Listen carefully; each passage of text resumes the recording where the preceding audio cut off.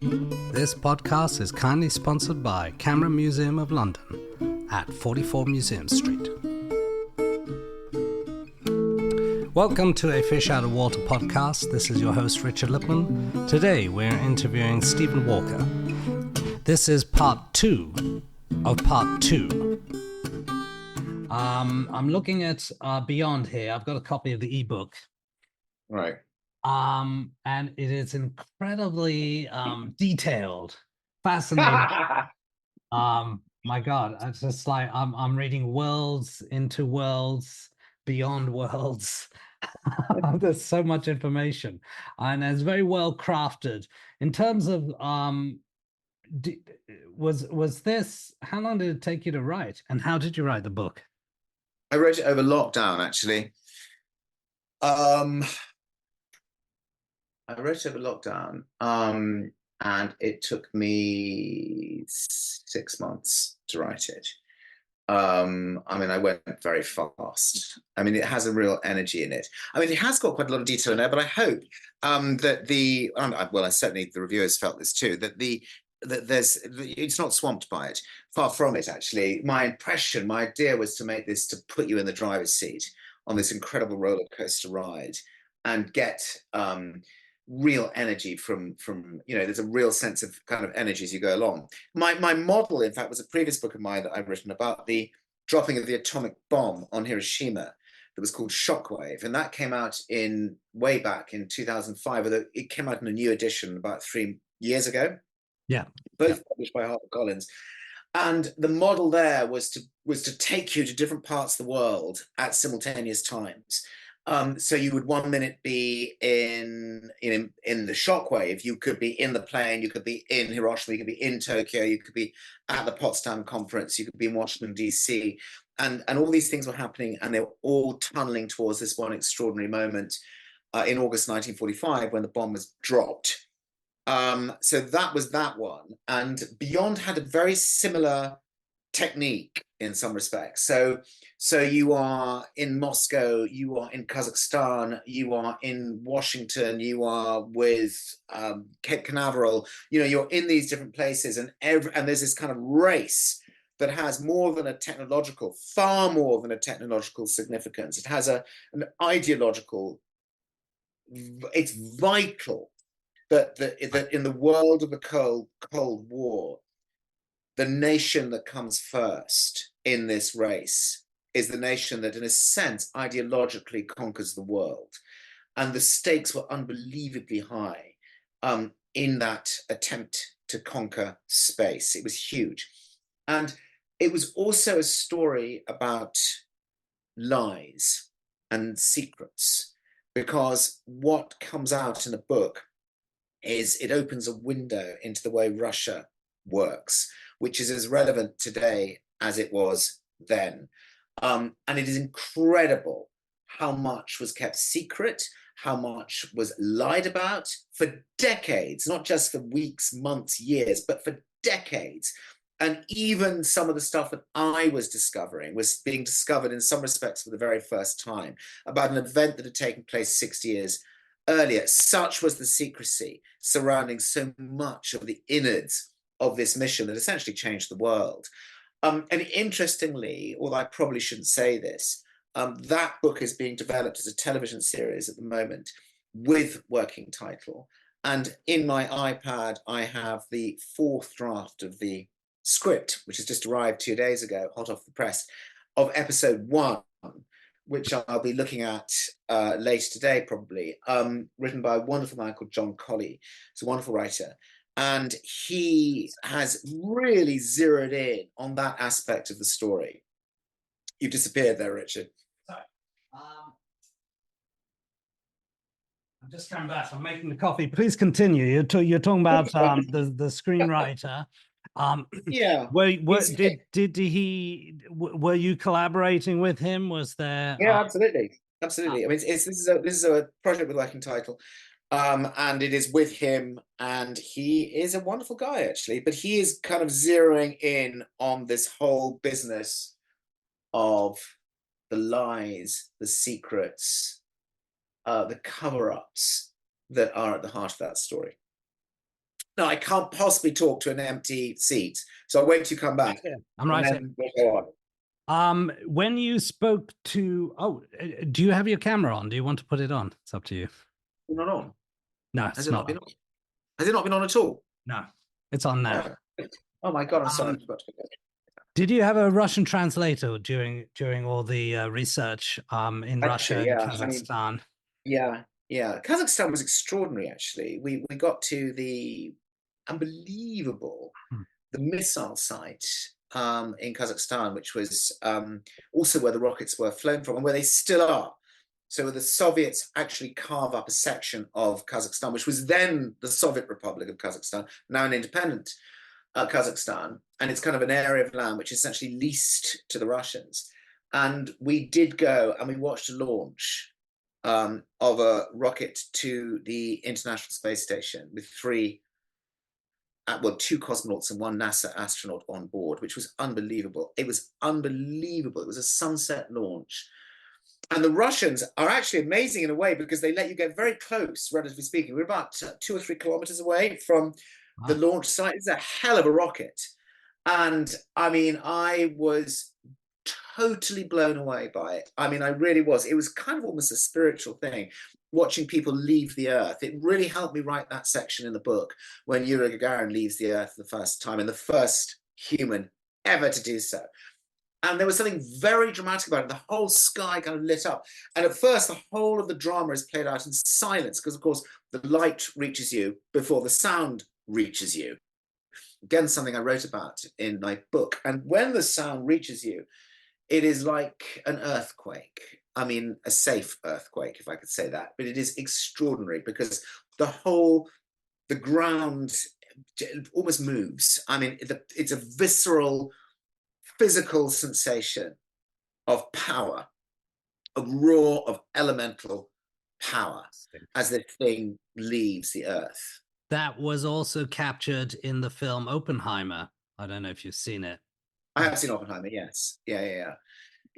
I mean, that's to do with the bomb, actually, more than the rocket. But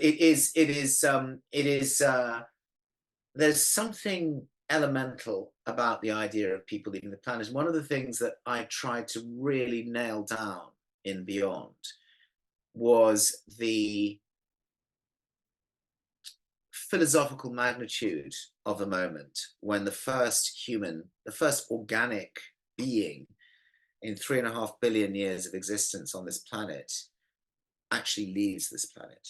So it's actually stepping outside the biosphere for the very first time and looking down and seeing us, everything beneath. That's a hell of a jump. That's not just a technological jump, which of course it is, nor is it just a political ideological jump, which it certainly is, but it's also a philosophical jump for humanity. There is something in that moment of departure, of exit from the platonic cave, if you like, where you leave that world and then you look back and you see us from above. And Yuri Gagarin's expressions of utter wonder at the stunning beauty of our planet, which no human eye had seen before, no eye, apart from maybe alien eyes, had seen before, was really quite remarkable. So, and I really gave that, I think some of my best writing in the book is in there. And I found that very powerful to write and very moving to write. I wrote with music. I often do, sometimes very loudly. And sometimes, and I get very into this kind of, I'm kind of obsessive compulsive. So I get very lost in it. I'm there at 9 o'clock, quite disciplined. And somewhere around the afternoon, I'm just completely zoned in on it. And I kind of love that in a way. What I hate doing is finding ideas. I hate that. I find that quite difficult. And I'm the sort of person who leaps around and if I do that, that's 2 years of my life. Do I really want to make that jump? It's like making commitment in relationships. It's quite difficult to do. It's kind of like doing that. And so I find that very difficult. But once I've got it and this is what I'm going to be doing, then I'm a terrier at that point, and I love it. What music were you listening to whilst writing Beyond? Oh Christ, I can't remember. I mean, I was listening to everything, classical, rock music. My playlists are huge. I mean, they just go on and on and on. I think actually, weirdly enough, and very, very, very unoriginally, I'm quite embarrassed to say that when I was writing the section where Yuri Gagarin leaves the Earth, I was actually listening to The Planets by Holst, which is the most unoriginal thing you could ever possibly think of. But then I also, for fun, were listening to film tracks. I was listening to things like Apollo 13, which has got a great score, actually. And it's a really great score. And I downloaded that. And so sometimes it was deeply unoriginal. And sometimes it was offbeat. I might be listening to something completely different. I might listen to a Monteverdi madrigal, or I might listen to something which might be kind of a dance track from the early part of the millennium or something like that. I mean, just whatever gets my blood going at that point and works. So it depends. When you're writing, are you visualizing? Always. And in fact, one of the things that a lot of reviewers say about the books that I've only written 3 books, now writing a 4th, is particularly the last 2, is that and I think that's one of the reasons why they have both been kind of optioned to turn into films or TV series, is because they are quite visual. Because I bring inevitably my sensibilities and experience as a filmmaker into the writing and try to make you kind of feel the experience. So coming back to Beyond, you're absolutely right. There's a lot of information in there, but it's not presented as information. Hopefully, what it's presented as is a story. Is a story. That's what interests me. And books, and I've got so many books. My shelves are filled with books I use for research. When I did Shockwave, I didn't have did they even have iPads then? About 15 years ago? I can't remember. But I didn't have one anyway. And I had a second suitcase filled with just books. And I'd be sitting in places like New Mexico, or various parts of the United States, and I would just have my suitcase and I would take a book and I would read it in a restaurant, and I was taking notes and going through it that way. But when I write fast. I write really fast, actually. I don't fuck around. I mean, I write quickly. A lot of what I write may be shit, and I go back over it and I work and I hone. But I think that first impulse, it's like doing a rough assembly in a film. Just get the thing together. Don't sit there and worry about it forever. Just get it together. It's going to be wrong. It's going to be a mess. It's going to be awful in places. It's going to be like, oh my God, I don't want anybody to see this. But at least you got something down, whether it's in the cutting room on a screen or it's on a different screen as a piece of writing. So then work from there. When you're writing, are we talking a chapter a day, 10, 20, 30 pages a day? Not as much as that. That would be impossible. I mean, you'd have to be, no one can write that kind of amount. I mean, yeah, maybe some can write 20, 30 pages a day, but that's very, no, I mean, I would write, a couple of 1,000, 2,000, 3,000 words a day, which is going fast. You have to understand, when you're doing this sort of work, when it's nonfiction, what you do is you sit down and you actually look at what you wrote the day before, most of which is no good. So you've got to work on that. Then you're working out what you're doing next, the next section. And to do that, you've got to amass all of your sources. So the next thing you're doing is you're pulling together sources. You have to have a really good organizational system going, actually. I've developed mine over the years. It works for me. I can find stuff, there could be transcripts, interviews, books, notes, primary sources coming from all sorts of places. And you need to know what your material is before you can then weave it into the book, into the writing itself. That can take 3 or 4 hours of just doing that. And then you start writing. So the writing would tend to actually happen in the afternoons, after lunch, about 2 or 3 o'clock. And then it'd be solid for about 4 hours, which might not sound very much. But believe me, and maybe you've done it yourself, believe me, when you're writing for 4 hours, it's a lot. And usually after 3 to 4 hours, the quality, whatever the quality was to begin with, it will, relative to what it was, be worse. There is a cliff where you go over and you just have to stop, because it just won't be any good at all at that point. So it's not literally writing from 9 a.m. to 6 p.m. or whatever it is. It's a process of different activities through the day, all of them very intense in their own way. Do you work with a script reader or an editor? No. I have an editor at my publishers at HarperCollins, absolutely. And I'm sending, when I write, I send sections of what I've written to my editor and also to my agents too. I have an agent, well, I have 3 agents actually, it's ridiculous, but I have an agent, a book agent in New York and a book agent in London, and then I have a film agent in London, and they're all kind of different. So when I'm writing a book, my book agents in London and New York will get the the next section. I mean, I won't give them chapter by chapter, but maybe section by section. So if, for example, a book is divided in maybe 4 sections or acts, if you want to think of it in those terms, which is quite a useful way to think about it, actually. Which again, I think, what is the beginning, what is the arc? That it's building a cathedral, middle, end. Where's the cliffhanger?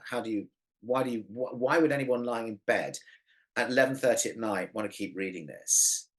It's the same as with a film. Harder with a book, because with a film, particularly you're in a cinema, for those who still go, you're sitting there and you don't really leave the cinema. Some people do, but not very often do people leave cinemas. When it's a TV series, you can leave, but it's not that long to watch, an hour or whatever. With a book, it's much harder. It's very easy to discard. So you have to keep them going. So you have to think about how do I hold the reader's attention and keep them excited and interested? And that's a really difficult thing to do. How do you know when? Yeah, how do you know when to end the book? I know roughly when I'm going to end the book, but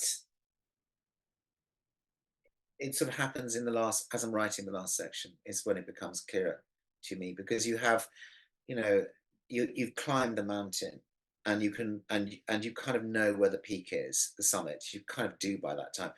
In a way, the analogy of a mountain climb is quite a good one, because when you're climbing, when you're at the bottom, there's a mountain, but as you're climbing, you're very in that section of the climb, and sometimes the summit is obscured.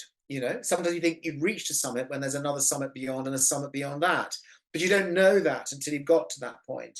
And sometimes you've got to rest, and sometimes you've got to find another way, and you go left, you go right. I mean, I could play this analogy to the we can play it to the hilt, but you see what I'm saying? What I'm saying is you don't really know until it's there. And that is the end. That is the top of the mountain. That's the top of the Matterhorn.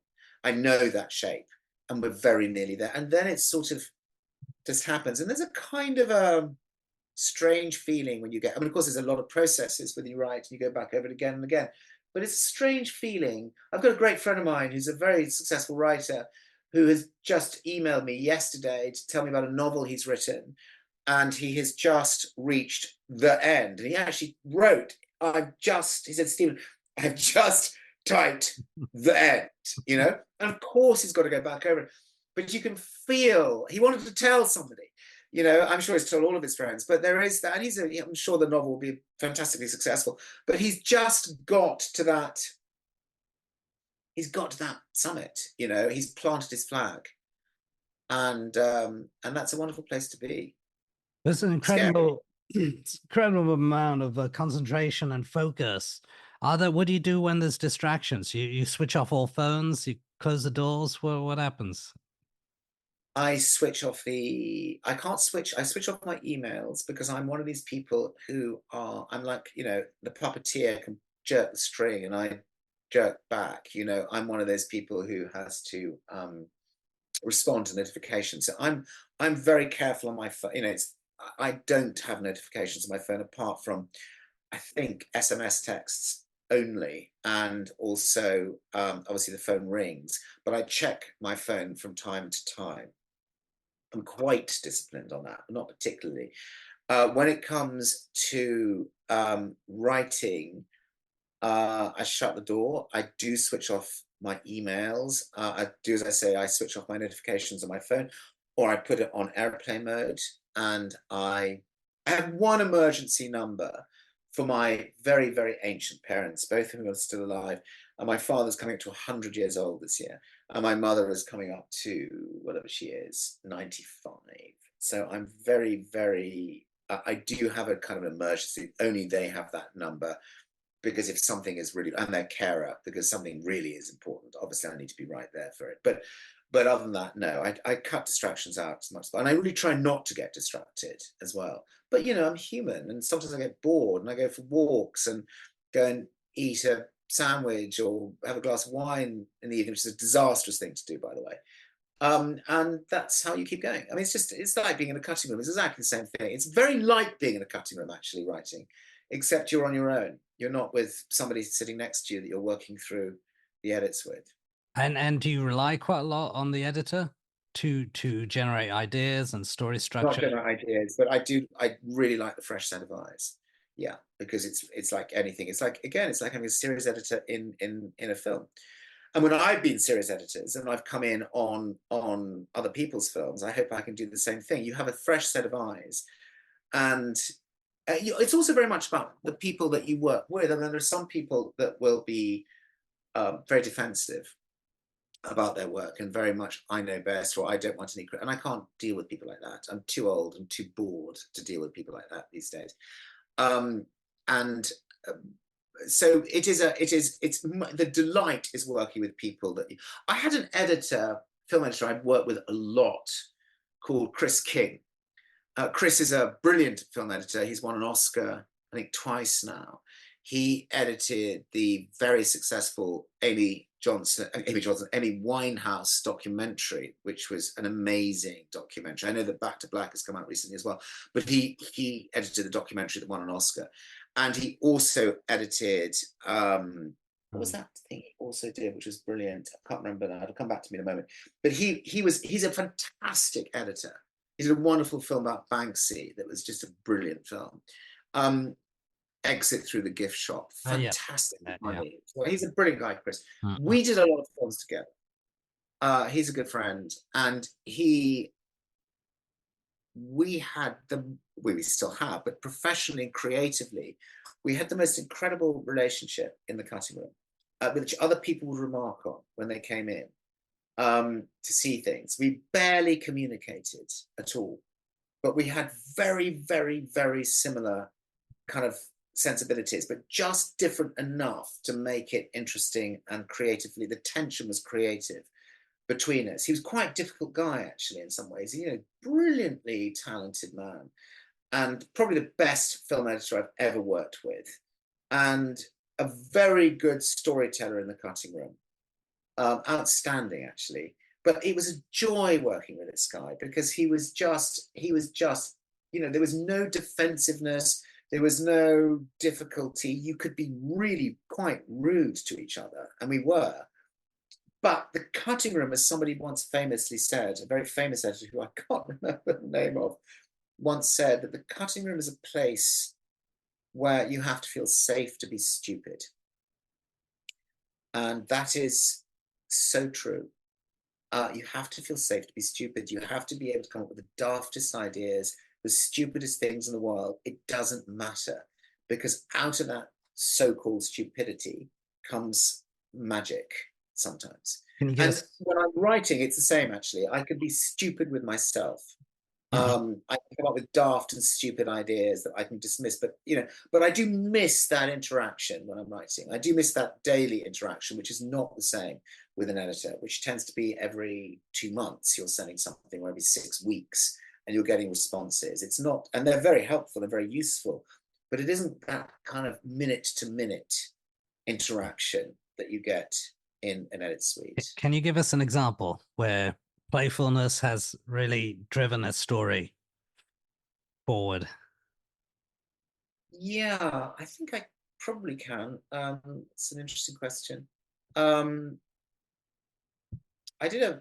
Chris and I made a film many years ago for a series on Channel 4, which was very successful at the time, called Faking It.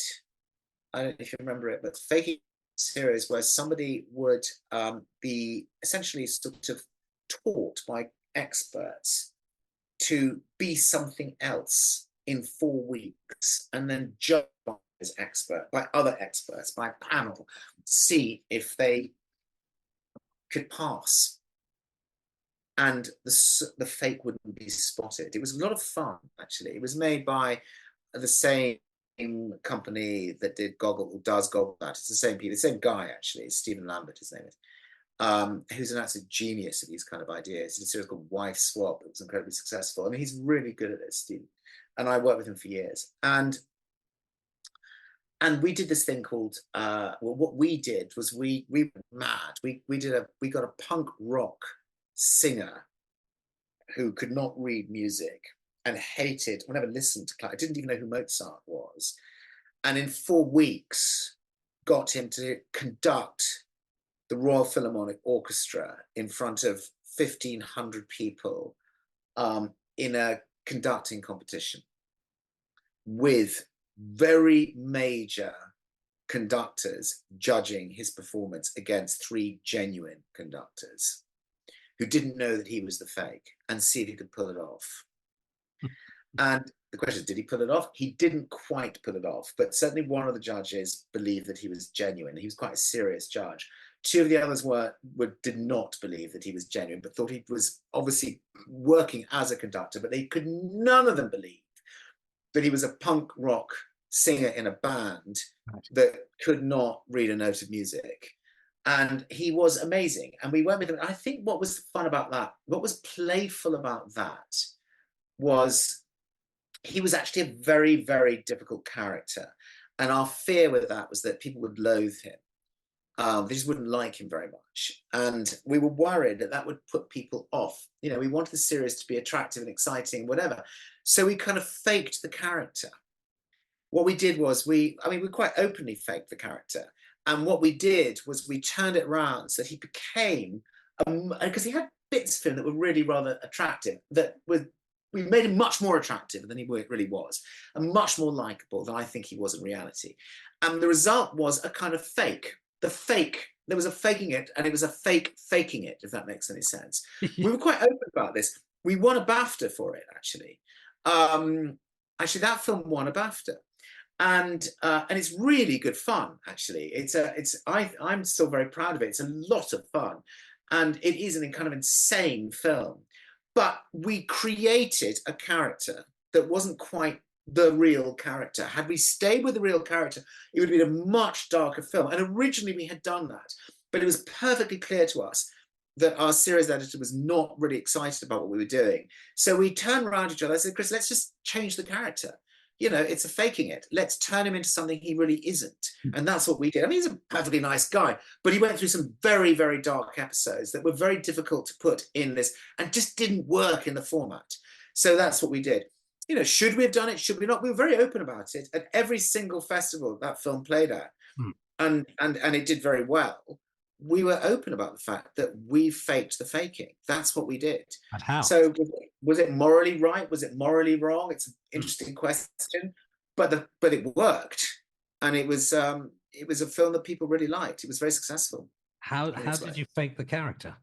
Did you just? Well, we just ironed out some of the creases, is what we did. And you know, the series was. It was a. Look, all documentary is fake, isn't it? All of it. All of it is about selection. All of it is about what you ask. All of it is about what people choose to tell you. All of it is about how you then put all of that together in a way that suits whatever sensibilities you have, whether those are conscious or not, whether you're consciously trying to direct the film into saying something, you know, a message, if you like, or whether it's unconsciously reflecting the prejudices that we all have. And so everything is fake in that sense. There's no objective reality in this at all. But I think in this instance, we took that one stage further. But we were very open about it. We were very explicit about it. That's what we were doing. That's what we did. We took a series which is about faking it, and then we faked the faking.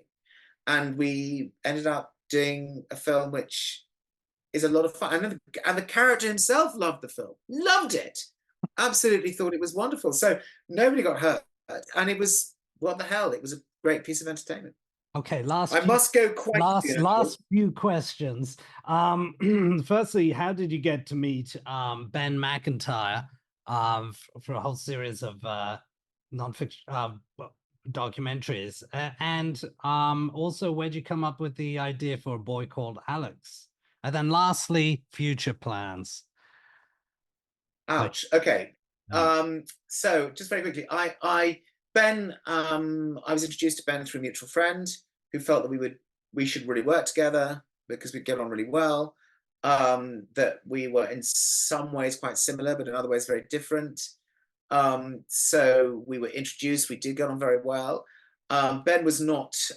He'd had one big successful book. I think he'd written Operation. Well, he had written Operation Mincemeat at the time, and I think maybe he'd just written Agent Zigzag. I like Ben very much. We decided that we would see if we can get him on TV. So he was not known to the BBC at all at that time. So I got meetings at quite a high level and got him into the room. And actually, it was really hard to get anybody to commission him. They just wouldn't. It was really difficult. And we had quite a number of quite high level meetings and people were just not that interested at all. But we did then find somebody who really was. He was head of history at the BBC. He did get interested. He actually had read Operation Mincemeat, which he really liked. We went off, as I said, it's a more complicated process even then than it is. Well, it's less complicated then than it is now, but more complicated then than it was when I started in television. We did a taster. I took Ben off and we spent a day or two filming in various locations. We put an 8-minute taster tape together. The taster tape went down really well at the BBC, which was great. And it was commissioned. Did you film it yourself? Hmm? Film and edit the taster? I had a camera crew with me, and we had enough money to have a little crew together, and we did a couple of interviews, I seem to remember, and we did a bit of filming in Winston Churchill's, that bunker thing near the Admiralty, the wartime. Like we went down there, and Ben had connections there, which was great. So we did it down there, and we filmed there, and we then put this taste together. It was commissioned quite quickly. We then made it. It was a very successful film. It won a number of awards. It was nominated, all sorts of things. Great fun to edit. In fact, I was seeing the editor of that film very recently. I had lunch with her, but she's a wonderful editor as well, a bit like Chris King, actually. And we did that, and then we got on the back of that. We got another one to do, which I directed about Agent Zigzag. And then we got a third one after that. We got a trilogy out of it, really. And they were all really good films. The third one I didn't direct, but our company produced it. I was off doing something else at that point. So that was great. And I think they really helped Ben's books, which was great for him as well. And it was also great for us. In fact, the BBC are just relicensing one of those films now. In fact, I've just had an email from a lawyer about that. The BBC are relicensing one. So they really survived. They've done very well. And Ben's performance, he's a very natural presenter. He's a very, very good presenter. So that was the fun of working with Ben. What were the others? Alex. A Boy Called Alex was another. It was actually, that came in a plane journey. I read a piece of this actually, about this for the Times, I seem to remember. Was it the Times, Sunday Times? I can't remember what it was, but anyway, it was something. But he came out of a conversation. I was off doing another documentary series, and I was flying across the Atlantic, and I happened to sit next to a guy who happened to be the head of music at Eton, and we got on like really well, and we had a conversation, and he did this thing which I always dread when people know you work in television, which is, I've got a really interesting idea, which is right up the street. And my heart always sinks when people do that. But actually, this was a really good idea. And he said, look, this is this guy who has cystic fibrosis. He's a music scholar. He's so brilliant at music. He's not paying his fees because his scholarship pays for them. He is an astonishingly talented guy. And he's got this ambition to conduct this huge piece of Bach, which is, unbelievably difficult to do. And he's quite ill at the same time, but I think he can do it. Are you interested? And I said, I'd love to meet him. So I went down, and when I first met Alex, it was in the chapel at Eton. They have 2 chapels there. And he was playing the organ, and he looked about 12. and he was wearing one red sock and one blue sock, and his feet were flying across the organ pedals. I remember this, flying across them. And then he turned around, he has this amazing smile, and he turned around and gave us the biggest grin ever. And we kind of just knew we had to make a film about this guy. That was an incredible experience, making that film. Incredible. I mean, he nearly died twice during the rehearsals. And the second time he had a terrible, terrible, terrible problem with his lungs. And he ended up having, being rushed to hospital. His parents came for what they thought was going to be a night's vigil as he was in intensive care. It was about 10 days before the concert. As far as we were all concerned, it was awful. And incredibly, within 3 days, he was back at school. And he just said, I'm going on with this. And he was given 25 injections a day to get him to the concert. Right. Every day. I think he was on about 80 pills, and that's not an exaggeration, on about 80 pills and 25 injections a day, because he wanted to do the concert. He was determined to do the concert, and he did do the concert. And it was in front of a full house in Eton College Chapel, which is a beautiful, beautiful chapel. And he performed Bach's Magnificat, and it was joyous. It was extraordinary. It was exhilarating, actually. It was a triumph. I suppose if there's anything that kind of unites any of the stuff that I've done, I've got such a disparate career, but I suppose it is a fascination with and a marveling at the human spirit triumphing over adversity and achieving something as a result of that. I don't know if that makes any sense. It sounds very grandiose, doesn't it? So there's something about that, whether it's flying in space, whether it's conducting that piece of music, whether it's old people singing rock and roll, even whether it's about somebody, who's faking conducting in front of the Royal Philharmonic Orchestra and shitting bricks before he goes and stands in front of them and having to do this piece, but kind of pulling it off. There's something sort of amazing and wonderful about that, and that remains a fascination for me, and it still is. Future plans, lastly? Well, I am working on a possible next book. I have to say that I'm divided between two possible projects at the moment, and that's a decision that needs to be made really quite soon, because I'm eager to get back into the writing business again. One of them my publisher really loves, the other one she doesn't know about, and we'll see. So that's one. The two books, Shockwave and Beyond, are both being developed at the moment by Working Title as TV projects, and so I'm very involved with the scripts on both of those as well. So my life at the moment is very much about scripts for films and the next writing project, which I'm in the middle of, actually more than in the middle of researching at the moment. So that's kind of where I am. So hopefully more to come. That's where it is. Thank you very much, Stephen. All the best. It was a pleasure. Thanks very much. Okay, Richard. That was good. That was fun. 12 Thanks. Minutes from now. Okay, if you send me another link, I'll come back to you at 12:20. Will do. All right. No, thank you. This podcast is kindly sponsored by Camera Museum of London at 44 Museum Street. Thank you for listening to a Fish Out of Water podcast. This is your host, Richard Lipman. Should you have any questions, comments, or suggestions, please get in touch.